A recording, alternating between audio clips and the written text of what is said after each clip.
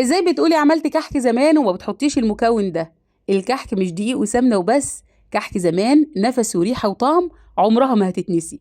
تعالى اقولك ازاي تعملي كحكاية دايبة دوب بنقشة واضحة، وكمان محشية وسادة بمقادير خبرة سنين. انسي انها تفرش او تشقق، حتى لو شققت هقولك على كل مشكلة تواجهك وانتي بتعملي الكحك. السنة دي هتعملي كحك مضمون 100%. يلا نعمل كحك السمنة المقدوحة، وهو ده بقى كحك زمان. اولا كده معانا 3 كيلو من الدقيق، انا هديكي مقادير الكيلو، بس الاول لازم ننخل الدقيق ده عشان ناخد كحكاية هشة وتبقى خفيفة معانا. لازم تنخلي الدقيق. حطيت كده ال3 كيلو، ويلا بقى نحط المكون اللي هيدينا طعم كحك زمان. وهو ايه بقى يا ام ريانة؟ اللي في المطحنة ده محلب. المحلب يا جماعة اساسي وهو بيدي الطعم. حد هيقول لي ده المحلب ده يا ام ريانة بيبقى في ريحة الكحك. هقولك مش بيبقى بالنسبة الكافية. شايفين شكله؟ بيبقى حبوب كده. بتجيبي كمية بسيطة من عند العطار تطحنيهم في المطحنة، وبتاخدي على كل كيلو دقيق يا دوب نص معلقة صغيرة محلب عشان كتره بيمرر. ريحة الكحك بيبقى فيها محلب بس كمية صغيرة، ما بيديش الطعم اللي نفسنا فيه. حطيت بقى قد ايه؟ معلقتين سكر بودر على كل كيلو، ومعلقة سمسم كبيرة. عايزة تكتري السمسم تخليه معلقتين مفيش اي مشكلة. كمان حطيت كده كيس من البيكنج باودر على ال3 كيلو. الكيلو هياخد معاكي معلقه صغيره بيكنج باودر، وبحب احط كمان فانيليا باودر. وما تنسيش رشه الملح. كمان ريحه الكحك اللي هتحطيها مع المحلب اختاريها كده من عطار يكون كويس، ومعلقه صغيره يا دوب على كيلو الدقيق. دلوقتي بقى هنجهز الخميره. نص كوبايه ميه. حطيت على ال3 كيلو كيسين ونص من الخميره، وحطيت كمان معلقتين كبار من السكر ودوبتهم وسبتها تخمر. يعني كيلو دقيق هياخد معلقه صغيره ممسوحه من الخميره. الكحك ما بياخدش خميره كتير. يلا بقى نقيس السوائل اللي هيحتاجها الكحك. انا بحب اعمل ميكس ما بين الحليب والميه، وبما اني هعمل 3 كيلو فاستخدمت 600 ملي، نصهم حليب ونصهم ميه. الكيلو بتاع الكحك هتعمليه هياخد منك 200 ملي ميه او ميه على حليب. بالنسبة للسمنة بدي للكيلو 550 ملي من السمنة. كده الكحكاية بتبقى مظبوط، لا دايبة قوي 600 ولا مش دايبة قوي 500. 550 تاخدي السمنة بقى تقدحيها على النار كويس قوي قوي، وبعدين تنزلي بيها على الدقيق، وتبتدي يا ست الكل تعملي أحلى كحك زمان. ايه الجمال ده؟ ضروري جدا تحطي المكونات اللي قلتلك عليها. وطبعا ريحة الكحك بتفرق، في ريحة كحك غامقة، ريحة كحك فاتحة. ما تكتريش، هي معلقة صغيرة على نص معلقة محلب على كيلو الدقيق هتدي احلى كحك في الدنيا. دلوقتي بقى اهم مرحلة لنجاح الكحكاية، سواء على البارد او على الساخن، وهي مرحلة البس. بس إيه، بالمعلقة الخشب الاول كده عشان طبعا الخليط بيبقى ساخن جدا. وابتدي بقى يا ست الكل بسي الكحك كويس قوي، بسيتي اكتر كل ما خدتي كعكاية دايبة. طيب الكحك السمنه المقدوحه على فكره ما بياخدش بس كتير زي الكحك اللي على البارد، ده على طول بيتبس. يعني اديله كده على الاقل 15 دقيقه بس متواصل. نزلت بقى على طول بالخميره، ومعايا بقى ايه؟ الحليب على الميه. بصوا لو عايزين الكعك يعيش معاكم اطول هتعملوا كميه كبيره، بلاش حليب، خليه ميه. زي ما قلت لك كيلو الدقيق يلزمه كوبايه 200 ملي من الميه او الميه على الحليب. بصوا بقى اول ما حطيت الميه بلم، ما بعجنش عشان ما يعملوش عرق وتنشف معاكي. بعمل دلوقتي ايه؟ اختبار الكعكايه. بكور كعكايه بين ايديا، اشوف العجينه مشققه. لقيتها مشققه.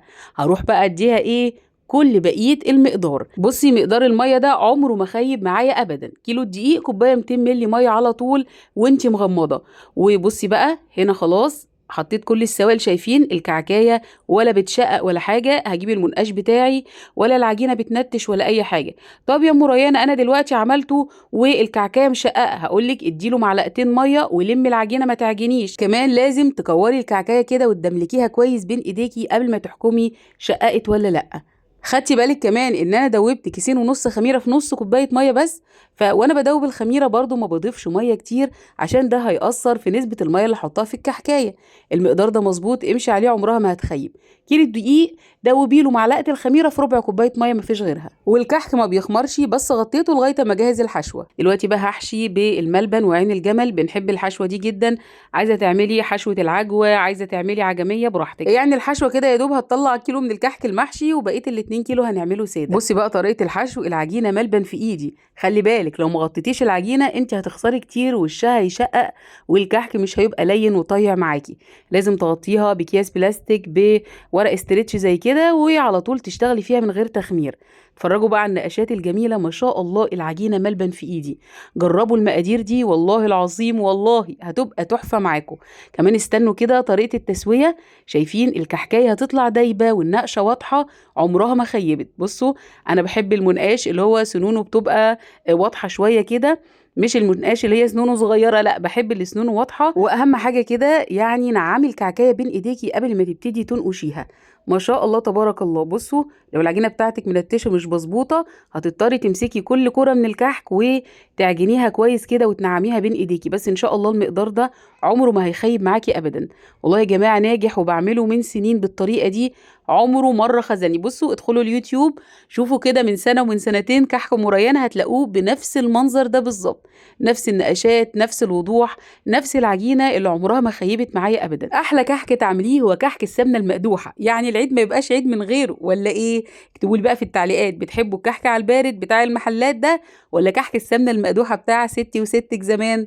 بصوا بقى النقشات، ان شاء الله هنزل لكم ريلز قصير اوريكم ايه النقشات. طبعا زمان كان بيبقى فيه سباق، كلنا عايزين ننقش وكلنا عايزين نعمل احلى النقشات، وانا نقشتي احلى يا ماما، لا انا نقشتي تحفه. وطبعا في البصامه بس انا ما بقتنعش بيها، ممكن استخدم البصامه في الكحك اللي على البارد. بصي نعمي كل كحكايه تمسكيها تنقشيها. انا قرايبي مسميني الكحك بتاعي كده بيني وبينكم، وانتوا طبعا يعني ما اقدرش اخبي عليكم حاجه، كحك النيش بتاع ام ريان. شايفين جمال النقشات؟ اللهم بارك. ابداعي بقى يا ست الكل واعملي احلى نقشات. وكل ما النقشه كده كانت متينه وتغوط معاكي، كل ما تاخد كميه من السكر. هو طبعا في الاخر بيتاكل وكل حاجه، بس النقشه فعلا بتفرح. كمان كل ما كانت محفوره بتاخد كميه سكر اكتر. بصوا بقى التسويه، ركزوا معايا، عشان الكحكايه تاخد لون من فوق ومن تحت وما تكونش معاكي من جوه نيه، لازم تعملي اللي هقولك عليه ده. طبعا فرني من غير مروحه، فرن كريازي العادي. انا بطلع الشبكه فوق، بطلع الشبكة فوق زي ما شفتي كده، وبحط الصاج وبسيبها على الأقل 20 دقيقة، بتاخد نفس اللون من فوق ومن تحت. لكن لو حطيتها في النص بتحمر من القعر بس ومن فوق ما بتحمرش. طبعا كل واحدة فاهمة فرنها. والكحك بياخد مثلا من 20 30 دقيقة أقصى حاجة. أول ما تلاقيه حمر كده من فوق ومن تحت شيليه على طول. هو بيستوي على درجة حرارة 170، وبلاش تسويه وتحمريه قوي عشان ما ينشفش معاكي. اللهم بارك. لو شمين الريحة ولا الطعم، ايه الجمال ده؟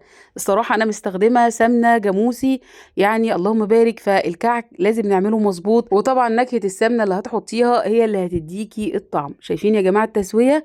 التسوية اهم حاجة، اهم حاجة تخلي بالك. وطبعا عينك على الفرن، يعني انا كنت بنقش وبسرعة افتح الفرن اشوف اطلع الصاج وابتدي ابرد وانزل في الصاج اللي بعده. دبكة، بس احلى دبكة في الدنيا انك يبقى عندك كعك ونواعم العيد دي بجد خير كبير في بيتك. بصوا بقى ده الكحك المحشي، ولا واحدة هربت منها الملبن ولا شققت ولا حصل أي حاجة، طالما مشينا على الخطوات مظبوط. وكده أكون حققت المعادلة، كحكاية دايبة وناعمة وفي نفس الوقت بالنقشة الواضحة بطعم وريحة زمان. طريقة حفظه ازاي بقى؟ بنجيب علبة بلاستيك، حلة ألمونيا، ونبتدي نفردها يا بستريتش يا بيكياس، وترصي الكحك بتاعك وتقفلي عليه وتنسيه. كل سنة وانتم طيبين وبخير، متابعتكم أكبر شرف ليا. ما تنسوش تعملوا المتابعة للصفحة عشان ننزل بكل الوصفات اللي هتعجبكم بإذن الله. كان معاكي شيماء محمد، والسلام عليكم ورحمة الله.